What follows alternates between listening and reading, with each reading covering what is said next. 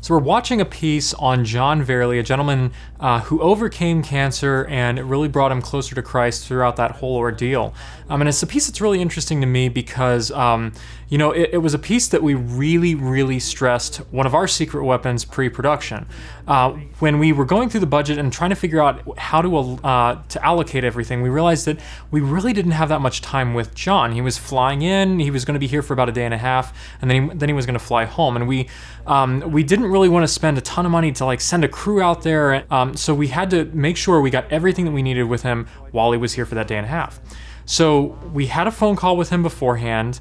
We got his entire story over the phone, and we kind of made bullet points of all the different things we wanted to hit, did a little bit of editing in our heads to figure out what his story was going to be in that 5 minutes that we had.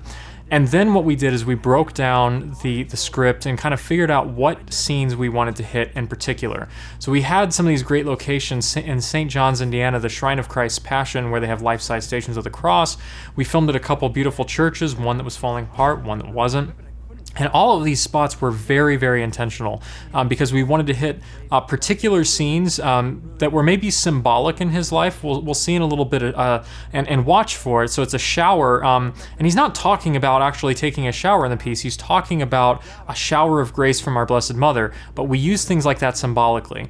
A fun tidbit here, so the gentleman that's on the four-wheeler is actually not John. That's a stunt double that we hired later on because we knew originally we wanted to get footage of that, but we didn't have the time with John in order to make that happen. So we hired another guy. We were able to use some fancy camera work there to make them seem like it was all part of the same scene, and you believe that John is riding on that four-wheeler. Also, all of this hospital footage. So we film in hospitals all the time. We have some great relationships with hospitals here in Chicago, but it's all about figuring out where to allot time and energy and money, frankly, on these pieces. And so we knew that, it probably wasn't responsible to set up a whole scene in a hospital, spend all that time and effort and money to put that together when we really only needed a couple shots, right? So we instead used some really high quality stock footage to fill in those gaps. And we used a lot of techniques from color grading to, the juxtaposition with shots right afterwards to make it feel like it's cohesive. It fills in the piece. It doesn't feel off. It doesn't feel like it's, we've got all this high quality footage and then we got stock footage. No, it all feels cohesive. But it allowed us to spend more time with John in other locations. So filming some of these reenactments at some Airbnbs around here because he is from out of town. And then also spending more time with the interview. He is the only person that we interview through this piece. There's that shower scene that I was talking about. It's shower of grace from the Blessed Mother. And it's not, some of those things are very abstract things. So having something that's symbolic here that allows you to kind of imagine what he's talking about, we thought was really important. Anyway, I was talking about just the fact that we were able to craft this piece from a single interview. John is the only person that we see through this, the only person that we hear from, rather.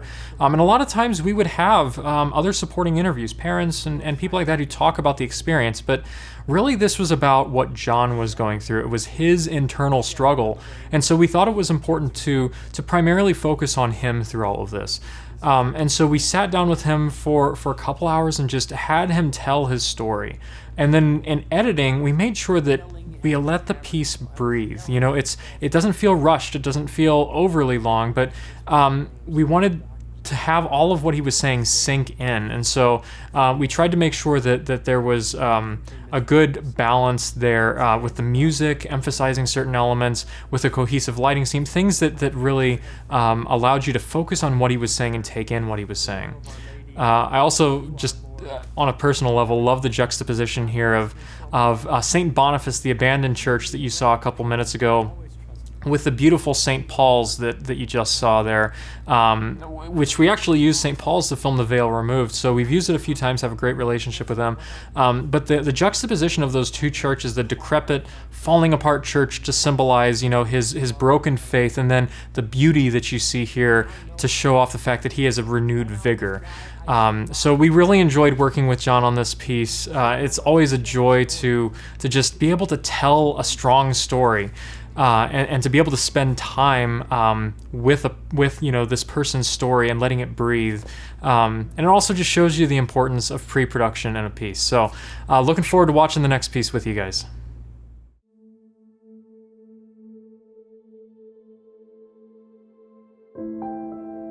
I grew up in southwestern Minnesota. I was the youngest of 5 with 4 older sisters.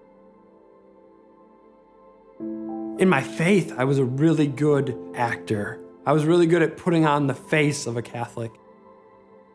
I don't know if there was ever a time I ever truly just sat and prayed. So I went off to college, and I found out right away that when I don't have support in my faith, I didn't do it. I was tired of lying to my parents, so I broke down and I said, Mom, Dad, I don't know if I have any faith. And then I thought about all my friends who had faith and all the difficulties they had gone through, and I thought, I know why it is, Mom, Dad. I've never had anything hard to go through in my life. I never needed to turn to Christ. My parents are just weeping. They simply said, John, we want you to say a prayer for faith. I went to bed, they went to bed. I was exhausted right when I went to bed, but I couldn't fall asleep. And then it hit me. John, you never said that prayer for faith. So I say this really, really flippant, Dear Lord, give me faith. I wake up the next morning and I head out to my job, and part of my job, I have to drive a 4-wheeler through corn and bean fields and look for pests and stuff. And I'm on this 4-wheeler and I start to notice my eyes are just getting squiffy. And then the next moment, I wake up on my 4-wheeler. The 4-wheeler's running, and I ran down 5-6 rows of corn. We went into the local ER, and they told me I had blood on my brain. All we had heard to this point was blood on the brain. And now there's whispers of this could be something. We got hooked up with the Mayo Clinic down in Rochester. So they biopsied through my left cerebellum, and I lost control of my left side of my body. We found out that day that I had primary central nervous system lymphoma. But then we started to find out that I am the 24th person ever to have my type of brain cancer, and now I'm sitting in the back of a chapel at the Mayo Clinic, unable to use my left side of my body because I have brain cancer. I need Christ. At the beginning, I didn't really cling to the prayer, but my mom, she had this rosary in her hand. I remember seeing it and being like, this is what I'm supposed to do. I can't say that I had even a mustard seed of faith, but it started to slowly grow.